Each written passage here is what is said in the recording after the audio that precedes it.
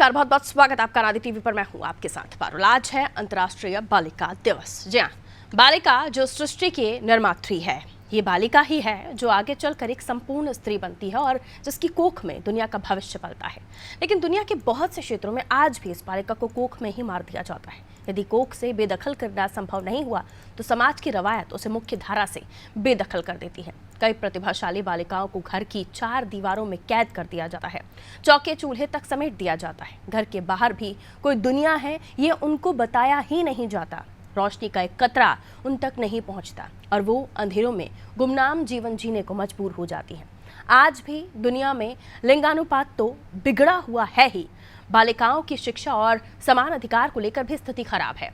और आज का दिन इन्हीं सारे मुद्दों पर चिंतन करने का है, इसलिए आज इसी पर हम चर्चा करेंगे। लेकिन पहले एक छोटी सी रिपोर्ट आपको दिखा देते हैं।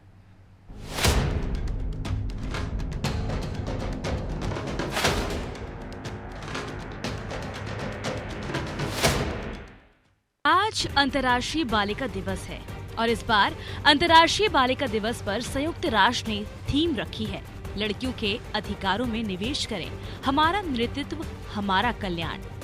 यानी इस वर्ष अंतर्राष्ट्रीय बालिका दिवस पर हमें लड़कियों के अधिकारों पर चिंतन करना है। मानव सभ्यता के विकास से अब तक लड़कियां, महिलाएं समानता के अधिकार के लिए लड़ रही हैं। अंतर्राष्ट्रीय बालिका दिवस का मुख्य उद्देश्य लड़कियों के सामने आने वाली चुनौतियों की पहचान कर उनके समाधान के लिए वैश्विक स्तर पर नीति निर्माताओं को उसे हल करने के लिए प्रोत्साहित करना है। लड़कियों का सशक्तिकरण करना, उनके मानवाधिकारों के हनन को रोकने के लिए सभी राष्ट्रों को प्रोत्साहित करना, लड़कियों के लिए सुरक्षित समाज का निर्माण करना, उन्हें शिक्षित करना और स्वस्थ जीवन का अधिकार मुहैया कराना, लड़कियों के लिए अधिक न्याय संगत व समृद्ध भविष्य की योजनाओं पर काम करना, राजनीति, आर्थिक विकास, सामाजिक विकास, बीमारी की रोकथाम, जलवायु परिवर्तन सहित अन्य सभी क्षेत्रों में बराबरी के अवसर के लिए पहल करना आदि है। आजादी के बाद 1951 में भारत में लिंग अनुपात 946 था। 2011 में भारत में लिंग अनुपात 944 रहा। 2036 तक लिंग अनुपात 952 होने का अनुमान है। 2011 की जनगणना के डेटा के अनुसार भारत में महिलाओं की आबादी 48.5% है। 2036 तक महिलाओं की आबादी 48.8% होने का अनुमान है। 30 जनवरी 2006 को महिला और बाल विकास मंत्रालय अस्तित्व में आया। NHFS 5 की रिपोर्ट के अनुसार भारत में कई छोटे राज्यों का लिंग अनुपात बेहतर है। प्रति 1000 पुरुषों पर महिलाओं की संख्या लद्दाख में 1125 है, लक्षद्वीप में ये संख्या 1051, त्रिपुरा में 1028, मेघालय में 989 और उत्तराखंड में 948 है। वहीं कई राज्यों में लिंग अनुपात काफी नीचे के स्तर पर है। सबसे खराब स्थिति दादरा और नगर हवेली व दमन और द्वीप की है। यहाँ प्रति 1000 पुरुषों पर महिलाओं की संख्या महज 817 है। वहीं चंडीगढ़ और गोवा में 838, हिमाचल में 875 है। वहीं राजस्थान में 891 है। यूनेस्को के डेटा के अनुसार वैश्विक पैमाने पर 2015 की तुलना में आज 50 मिलियन अधिक बच्चे स्कूल में हैं। कई प्रकार की योजनाओं के बाद अभी 122 मिलियन लड़कियां स्कूल नहीं जा रही हैं।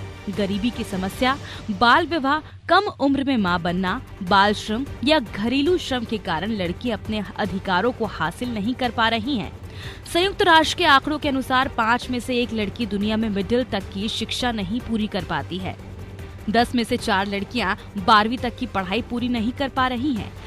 कम आय से जुड़े देशों में 90% के करीब किशोरियां और युवतियां इंटरनेट की सुविधा नहीं पा रही हैं। इन समस्याओं के और भी कई पहलू हैं जिन पर चिंतन करने की जरूरत है। अंतर्राष्ट्रीय बालिका दिवस के मौके पर इन विषयों पर विशेष रूप से चिंतन किया जाता है। लेकिन ये चिंता तो पूरे वर्ष भर चलती रहती है, क्योंकि महिलाओं की समस्याओं का कोई न कोई पहलू वर्ष में ज्वलंत रहता ही है। ब्यूरो रिपोर्ट, अनादि टीवी।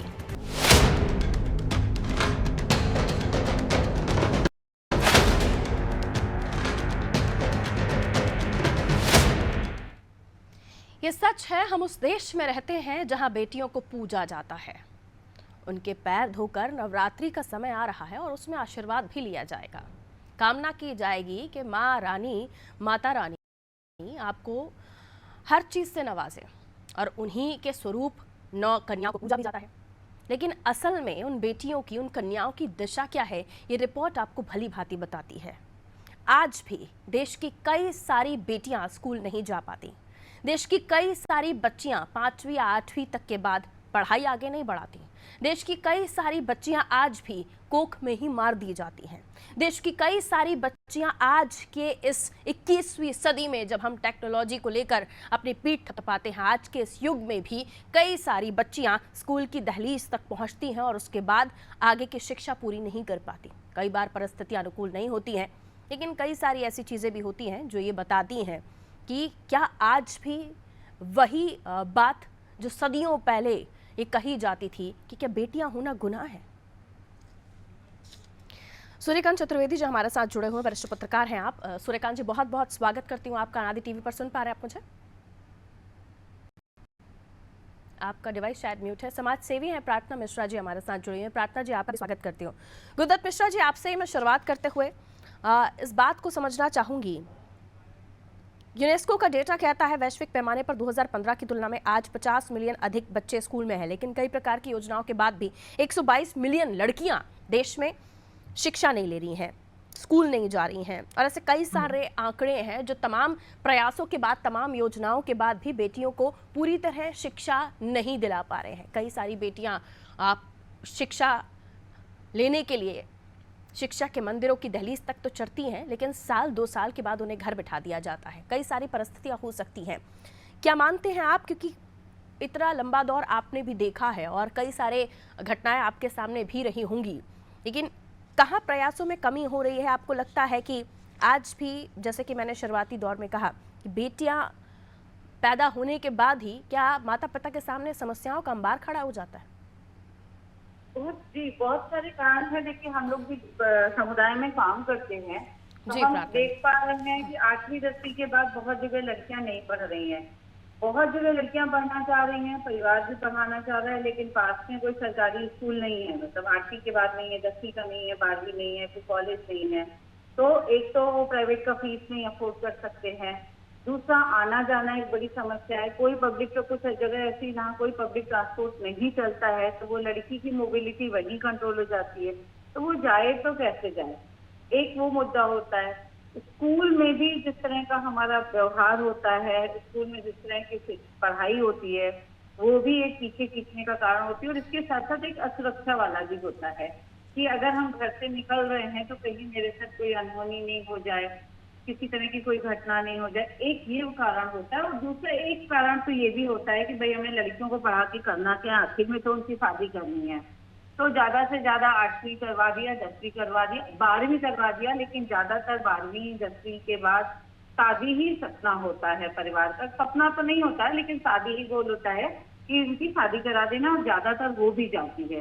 तमाम सारी लड़कियां जो घरेलू कामकाज में जुड़ी हुई है, वो वही लड़कियां हैं जो किसी कारणवश स्कूल नहीं जा पाई हैं। वो पार्टी हैं, बिल्कुल नहीं पढ़ी हैं, और बड़ा तबका जो है घरेलू कामगार में लड़कियां जो है वो काम पर लगी हुई है। तो ये तो परिवार का तो है ही, लेकिन हमारा जो पूरा सिस्टम है वो भी इसके लिए रिस्पॉन्सिबल है कि उस तरह की जो जरूरत आधारित जो व्यवस्था है वो नहीं बन पा रही है। इवन यहाँ पर जो अर्बन में हम लोग काम कर रहे हैं, ग्रामीण एरिया में तो है ही, अर्बन में भी इस तरह की समस्याओं का सामना करना पड़ता है। तो ये एक दिक्कतें हैं। जैसे हम लोग आसपास, भोपाल के आसपास के गाँव में भी काम करते हैं, तो वो जाने के लिए पब्लिक ट्रांसपोर्ट है ही नहीं है। बड़ी मुश्किल से एक बस शुरू हुई है, उसका टाइम अलग है, लड़कियों के आने जाने का टाइम अलग है। तो ये सारी समस्याओं का जो है वो सामना करना पड़ता है, जिसकी वजह से ज्यादातर लड़कियां जो है फिर उनको लगता है कि ठीक है, अब कुछ नहीं कर सकते हैं तो घर में बैठे कुछ सीख लें, नहीं सीख लें तो फिर शादी तो होनी। सूर्यकांत जी, आपको आवाज मिल रही है मेरी? जी पारुल जी, आ रही है आवाज। सूर्यकांत जी, मसला हमारे सामने है, बालिका दिवस है, और आज चिंतन करने का विषय इसलिए हो चला है क्योंकि आज भी हम कई जगहों पर ये देखते हैं बेटियां स्कूल नहीं जाती हैं। आज भी दहेज की वजह से माता पिता उन बेटियों को या तो इस दुनिया में आने नहीं देते हैं या फिर घर की 4 दीवारियों में कैद कर देते हैं, और जब ब्याही जाती है बेटी तो उसके बाद भी क्या हश्न है, कई जगहों से जो खबरें सामने आती हैं वो डरा देती हैं। क्या इस दौर में बेटी होना माता पिता के लिए एक बड़ी परेशानी हो गया है? आज भी इस दौर में अगर मैं 100% में से भी कहूँ तो 90% अगर चीज़ों में सुधार हुआ है तो 10% आज भी बेटियां उसी परेशानियों को झेल रही हैं। निश्चित रूप से पारुल जी आपकी इस बात से सहमत हैं कि 90% तो समस्या का हल हो गया, लेकिन 10% जो समस्या वो भी अभी गंभीर बनी हुई है। उसकी वजह है समाज में फैली कुरीतियां, और इस कुरीतियों की वजह है सबसे बड़ी अशिक्षा। आज भी कई ग्रामीण इलाकों में अगर हम और आप देखें तो लोग अशिक्षित बने हुए हैं। ज्यादा से ज्यादा वो अपने हस्ताक्षर कर पाते हैं या किताब पढ़ लेते हैं, लेकिन उन्हें पूरी की पूरी जो शिक्षा ग्रहण करनी चाहिए वो ग्रहण नहीं करते, जिसकी वजह से उनके मन में जो कुरीतियां हैं वो और गहरी होती जाती हैं। अगर आप देखें, किसी भी समाज को अगर आगे ले जाना है, बढ़ाना है, चहुमुखी विकास करना है, तो उस समाज का विकास तभी संभव है जब महिलाएं या बच्चियां पढ़ी लिखी हों। क्योंकि कहा जाता है कि अगर एक बच्ची पढ़ लिख जाती है तो वो 2 परिवारों को संभालती है। बिल्कुल। अपना मायका पक्ष को सुधारती है, साथ में वो अपने ससुराल पक्ष को भी सुधार लेती है, और उसकी 3 पीढ़ियों को आगे बढ़ाने में मदद करती है। अगर वो पढ़ी लिखी होगी तो वो बच्चों को अच्छी शिक्षा दीक्षा देगी, बच्चों को पढ़ाने में मदद करेगी। बच्चे जब पढ़ लिख जाएंगे तो निश्चित रूप से उनका जो जीवन का स्तर है उसमें सुधार होगा, क्योंकि उनकी आय में वृद्धि होगी, और वो समाज में तमाम तरह की जो परेशानियां होती हैं उन्हें आसानी से हल कर सकते हैं। तो मुझे लगता है कि सामाजिक जो कुरीति है उस कुरीति को पूरी तरह से जब तक दूर नहीं किया जाएगा तब तक समाज में महिलाएं और खासतौर पर बच्चियों को आगे बढ़ने में बड़ी दिक्कत होगी। आप देखती होंगी कि अगर ग्रामीण इलाकों में जाएं या जो गरीबी स्तर के आसपास के रहने वाले लोग हैं, वो बच्चियों की जगह बच्चों को ज्यादा प्राथमिकता देते हैं, चाहे खान पान की हो, चाहे स्कूल भेजने की बात हो, चाहे अच्छे रहन सहन की बात हो। तमाम तरह की चीजों में बच्चों को ज्यादा प्राथमिकता बच्चियों को अपेक्षा दी जाती है, जबकि वो यह नहीं जानते कि अगर बच्ची पढ़ लिख जाएगी, बच्ची अच्छी होगी, उसका स्वास्थ्य अच्छा होगा, तो उससे आने वाले जो पीढ़ियां होती हैं, चाहे वो जब बच्चे को जन्म देगी तो स्वस्थ बच्चा होगा तो उसका मानसिक रूप से भी विकास अच्छा होगा, और तमाम तरह की जो समस्याएं आती हैं उनसे निदान मिलेगा, उससे आपको आगे फायदा मिलेगा। लेकिन दिक्कत वहीं खड़ी हो जाती है कि अभी भी उनके मन में बच्चे और बच्चियों, लड़के और लड़कियों के मन में को लेकर जो भेद है वो दूर नहीं हो पा रहा, और इसको दूर करने के लिए मुझे लगता है कि अभी और प्रयास करने ही होंगे, और सरकारों को चाहिए कि वो इस तरह के प्रयासों को आगे बढ़ाने का काम करें। और अगर ऐसा होता है तो आप मानकर चलिए कि आने वाले समय में इस समस्या से निदान होगा। जब समस्या का निदान होगा तो आपका जो लिंगानुपात का के बीच में गैप है वो दूर होगा, बच्चे पढ़ेंगे लिखेंगे, आने वाली पीढ़ी सुधरेगी, और उसका फायदा कहीं ना कहीं समाज को मिलेगा, समाज के साथ हमारे देश को भी मिलेगा। जी पारुल। सर, मैं मध्य प्रदेश की बात करूं तो लाडली लक्ष्मी योजना, स्कूल चले हम अभियान और मिड डे मील, कई सारे ऐसे अभियान हैं जिन्होंने स्कूल में बच्चों की संख्या बढ़ाई है, लेकिन उसके बाद एक समय तक स्कूल जाते जाते किसी न किसी कारणवश या तो स्कूल 8वीं तक होता है, उसके बाद आगे नहीं होता, इसलिए भी नहीं पढ़ पाती हैं। दूरस्थ अंचलों में टीचर ही नहीं होते, बच्चों को स्कूल भेजना सिर्फ एक नाम मात्र की पढ़ाई जैसा हो जाता है। क्या इसका हल हो सकता है सर? क्या वाकई स्ट्रिक्टनेस लाने की जरूरत है? कई सारी जगहों पर हमें आधार कार्ड नहीं होता तो हमें उन योजनाओं का लाभ नहीं मिल पाता। कई ऐसे नियम हैं जो स्ट्रिक्ट हैं, रूल्स हैं, इनके बगैर काम ही नहीं हो सकता। कोई ऐसा स्ट्रिक्ट लॉ बनाने की जरूरत है, कोई स्ट्रिक्ट नियम बनाने की जरूरत है जिसके बाद इन चीजों में सुधार हो सकता है। गारंटीड एजुकेशन लेनी ही पड़ेगी, ऐसा कोई नियम हो सकता है? निश्चित रूप से सरकार चाहे ना, सरकार की अगर इच्छा शक्ति हो तो जो नियम कानून बने हुए हैं उनका पालन अगर अच्छे ढंग से कराया जाए, सख्ती से कराया जाए और शत प्रतिशत कराया जाए तो सारी समस्याओं का निदान स्वतः ही हो जाएगा। देखिए, नियम बनाना सरकारों का काम है, लेकिन उसकी निगरानी करना, उनका क्रियान्वयन देखना, सारा का सारा काम एक सिस्टम बना हुआ है। सरकार के साथ प्रशासन का भी दायित्व होता है, लेकिन होता यह है कि सरकार बाई बाई लूटने के लिए नियम कानून तो बना देती है, लेकिन ना तो वो उसकी निगरानी करती है, और अफसरों तो माशाअल्लाह हैं, अफसरों के भरोसे अगर आपने कोई काम छोड़ दिया तो वो काम समझ लीजिए कि आपको होना ही नहीं है। अगर आपका निगरानी तंत्र अच्छा है, क्रियान्वयन पर आप लगातार नजर डालते हैं, तो आपको लिए किसी नई योजना को लागू करने की जरूरत ही नहीं है, क्योंकि पहले से इतनी सारी योजनाएं संचालित हो रही हैं प्रदेश में कि अगर उनका क्रियान्वयन हो जाए तो ना तो आपके यहाँ कुपोषण की समस्या बचेगी, ना आपको स्कूल में अच्छी शिक्षा से कोई वंचित कर सकेगा। तो इन सारी चीजें जब तक अफसरशाही पर नकेल नहीं करती जाएगी तब तक इस तरह की सरकार की समस्याएं बेकार की ही साबित होने वाली हैं। आप देखिए, तमाम योजनाएं, मिड डे मील की आप बात करती हैं, आपने देखा होगा रोज कहीं ना कहीं दूरस्थ इलाके से खबरें आती रहती हैं कि साहब मिड डे मील में कहीं पर कीड़ा मकोड़े निकल रहे हैं, तो कहीं पर पतली दाल दी जा रही है, तो कहीं पर अन्य खराब तरह का पोषक की जगह अपोषक खाना दिया जा रहा है। तो इस तरह की स्थिति आके बनती क्यों है? तो इस पर कड़ी निगरानी रखने की जरूरत है और कड़ी निगरानी के साथ साथ कड़ी कार्रवाई भी आपको करनी होगी, तभी अफसरशाही सुधरेगी।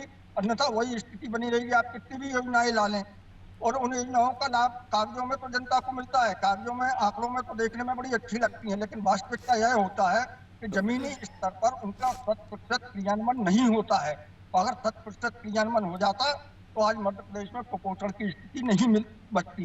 तो कुपोषण की स्थिति का सबसे बड़ा कारण यही है कि उसकी निगरानी नहीं होती है, सरकार दोषियों पर कार्रवाई नहीं करती है, आंकड़ों में बड़ी बनी रहती है। अफसरशाही भी जो आसपास रहती है वो आंकड़ेबाजी करके सरकार को प्रसन्न किए रहती है। तो मुझे लगता है कि इस पर निगरानी की कड़ी जरूरत है और निगरानी व्यवस्था अगर आपकी अच्छी हो जाए, क्रियान्वयन अच्छे से हो जाए, तो फिर आपको नई योजनाएं लाने की कहीं ना कहीं कोई जरूरत नहीं है। प्रेरणा जी, कई ऐसी तस्वीरें हैं, उसमें से एक जिक्र मैं करना चाहूँगी कि महिला जिसके घर में बेटी है और वो बेटी बड़ी है और घर में छोटे बच्चे हैं, तो प्राथमिकता उन बच्चों को संभालने के लिए, अगर वो परिवार मजदूरी करता है या कहीं और काम करता है, तो प्राथमिकता उस बच्चे को जिम्मेदारी ये दी जाती है कि भाई बहनों को संभालो ताकि माता पिता जाकर बाहर अपना काम कर सकें।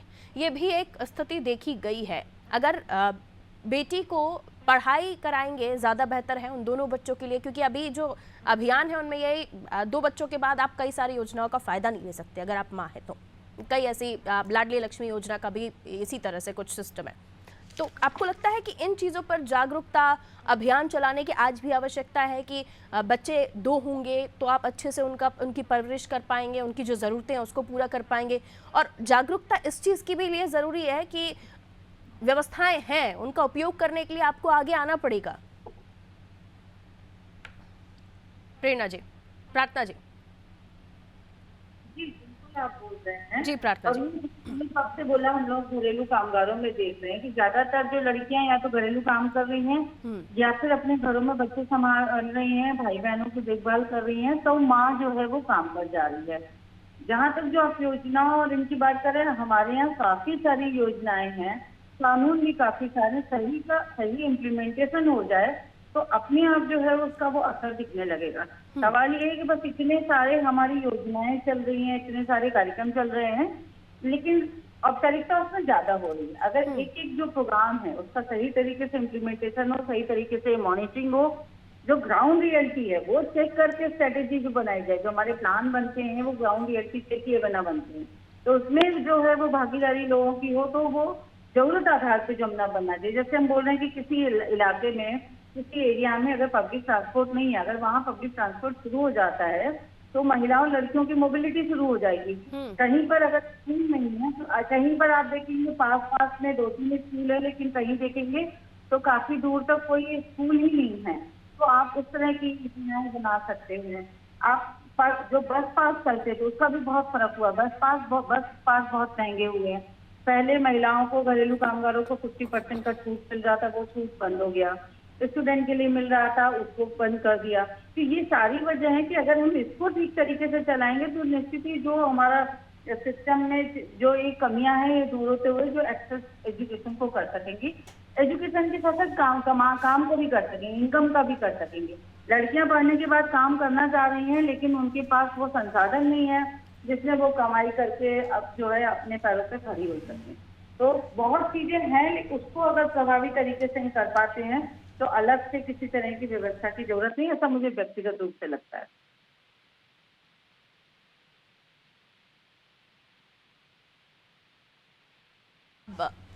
जाहिर है कि जब इन चीज़ों को दुरुस्त किया जा सकेगा तभी हम इस समस्या का हल पा पाएंगे, ऐसा लग रहा है। सूर्यकांत जी, तमाम योजनाएं, तमाम प्रयास, लेकिन उसके बावजूद भी वो तस्वीर आज भी कहीं ना कहीं हमें दिखी जाती है जब हम देखते हैं कि बच्चियां काम कर रही होती हैं, मजदूरी में माँ की या पिता की मदद कर रही होती हैं, या फिर परिवार उतना सक्षम ही नहीं होता कि वो 2 वक्त की रोटी भी दे सके, तो वो पढ़ाने के लिए क्या अपने आप को मजबूत करेगा।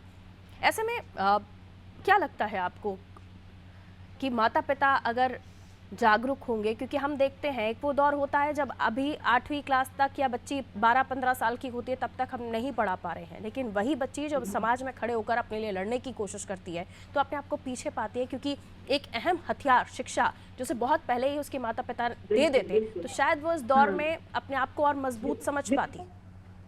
देखिए पारुल जी, सबसे बड़ी समस्या यही है कि अगर माँ बाप जागरूक होंगे, उनकी इच्छा शक्ति होगी, तो बच्चियों के लिए आगे राह आसान हो जाती है। कई बार आपने देखा होगा कि सबसे बड़ी दुश्मन अगर बच्ची की कोई है तो महिला ही होती है। अगर महिला घर की मुखिया किसे माना जाता है, आजकल महिला को माना जाता है। घर में राह चलती भी महिलाओं की ही है। तो अगर महिला चाहे लेके उसे अपनी बेटी को पढ़ाना है तो वो पढ़ा सकती है। उसके लिए मजबूत इच्छा शक्ति की जरूरत होती है। लेकिन होता है महिलाएं स्वयं अपने हाथ बटाने के लिए अपनी बेटियों को साथ में लगा लेती हैं काम पर। उसका दुष्परिणाम यह होता है कि बच्ची पढ़ नहीं पाती हैं, तो आगे जो उनका भविष्य अच्छा होना होता है, सजना समझना होता है बच्चों का भविष्य, वो भविष्य बिगड़ जाता है अच्छा होने की जगह। तात्कालिक लाभ के लिए आप बच्चों के भविष्य से खिलवाड़ करते हैं। तो मुझे लगता है कि इसमें कहीं ना कहीं माँ बाप को जागरूक करना पड़ेगा, उन्हें जागरूक होना पड़ेगा, उन्हें देखना पड़ेगा कि आने वाली जो उनकी पीढ़ियां हैं, बच्चे हैं, बच्चियां हैं, उनका भविष्य कैसे अच्छा और सुंदर हो। जहाँ तक आपने गरीबी या पढ़ाई लिखाई में जो आर्थिक समस्या आती है, उसके लिए भी कहीं ना कहीं माँ बाप ही दोषी होते हैं। आप देखिए आज की हालत यह है कि एक मजदूर को मिनिमम 500 रुपए मजदूरी मिलती है। अगर माँ बाप दोनों मजदूरी करते हैं तो 1000 रुपए कमाते हैं। लेकिन जागरूकता के अभाव में और नशे के साथ की वजह से होता यह है कि 1000 रुपए कमाते वो शाम को 500 रुपए नशे में खर्च कर देते हैं, 200, 250, 300 रुपए अपने भोजन में खर्च कर देते हैं और सुबह फिर से वो नशे के लिए दुकान पर जाकर बैठ जाते हैं। एक वजह नहीं तो है, मुझे कई लगता सारी है कि वजहें हैं। इस पर भी कड़ाई से पालन होना चाहिए। बिल्कुल। आप 1000 रुपए कमा रहे हैं लेकिन 1000 रुपए व्यर्थ खर्च कर रहे हैं, जबकि आपको चाहिए था कि बच्चों के रहन सहन, उनके खान पान, उनकी शिक्षा दीक्षा पर आप वो राशि खर्च करें तो बच्चों का भविष्य भी सुधरेगा और आपकी कई सारी समस्याओं का निदान भी होगा। तो मुझे लगता है कि सरकार को इस मामले में भी गंभीरता से विचार करना चाहिए। कुछ एनजीओ अगर इस तरीके के कामों में लगाए जाएं जो बेहतर तरीके से ऐसे माता पिता को समझा पाएं, अगर बच्चा गर्भ में आता है उस समय से ही उनकी मेंटलिटी को इस तरीके से तैयार किया जाए कि आगे उनके भविष्य को किस तरह से सुनहरा बनाना है, तो शायद इन चीज़ों का अंत हो पाएगा। वरना हम देख रहे हैं कि अगर 10 में से आंकड़ा ये बताता है कि 4 लड़कियां हैं जो 12वीं तक की पढ़ाई नहीं पूरी कर पा रही हैं, 5 में से 1 लड़की दुनिया में मिडिल तक की शिक्षा पूरी नहीं कर पा रही है, तो ये बहुत चिंता का विषय है। बहुत बहुत शुक्रिया आप दोनों का हमारे साथ चर्चा में जुड़ने के लिए। एक महिला जब गर्भ धारण करती है तब उसे नहीं पता होता कि उसके गर्भ में बेटी है या बेटा है। वो तब से सपने संजोना शुरू कर देती है कि बच्चा होगा तो उसका नाम ये रखेगी, बच्चा होगा तो उसके लिए वो आने वाले भविष्य को कैसे उसे संवार सकती है। तमाम प्लानिंग से एक माँ की तब से शुरू हो जाती है, फिर वो गरीब घर से हो या फिर अमीर घर से हो। और उसके बाद क्या होता है, जो अमीर घर से होते हैं या सक्षम होते हैं, आर्थिक स्थिति जिनकी अच्छी होती है, वो जो सोचते हैं वो कर भी लेते हैं। लेकिन अगर आप एक ऐसे परिवार में हैं जहाँ पर आज भी मानसिक स्थितियाँ या मानसिक कुरीतियाँ ऐसी हैं, परंपराएं ऐसी हैं, जहाँ बेटी होने के बाद उस महिला को छोड़ दिया जाता है या उसकी पूछ परख बंद कर दी जाती है, तो आप उस दौर में जी रही हैं जहाँ पर आज 21वीं सदी नहीं, वही पुरानी प्रथाएँ हैं। तो आज एक माँ के लिए ये संदेश, बालिका दिवस है, लेकिन माँ के लिए संदेश कि अगर आप बेटी पैदा करती हैं तो आप कोई गलती नहीं करती हैं। आपकी ही जिम्मेदारी है, चाहे वो बेटा हो चाहे वो बेटी हो, उसके भविष्य को संवारने की। आपकी ही जिम्मेदारी है कि आपकी बेटी जब आपके कंधे से कंधा मिलाकर आपकी हाइट के सामने खड़ी हो तो आप उसे कह सके कि आपने उसे इतना तो काबिल बनाया है, जब वो समाज में 4 लोगों के बीच में खड़ी हो तो अपने आप को मजबूत पाए, कम से कम शिक्षा के स्तर पर मजबूत पाए। और इसलिए ज़रूरत है कि आज से प्रण लीजिए। अभी भी अगर आपकी बच्ची शिक्षा के लिए नहीं आगे बढ़ी है, शिक्षा के मंदिर तक नहीं पहुंची है, तो अभी भी विकल्प खुले हुए हैं, फिर चाहे उसकी उम्र कितनी भी क्यों ना हो। अगर अभी आपके घर में छोटी मासूम बच्ची है तो उसके सफ़र को आज ही तय कर लीजिए, क्योंकि उसका कल आप ही को तैयार करना है। कम से कम जब वो बड़ी हो तो आपसे ये ना पूछे कि आपने उसके लिए किया क्या। बालिका दिवस की शुभकामनाएं, अपनी बालिकाओं का ख्याल रखिए।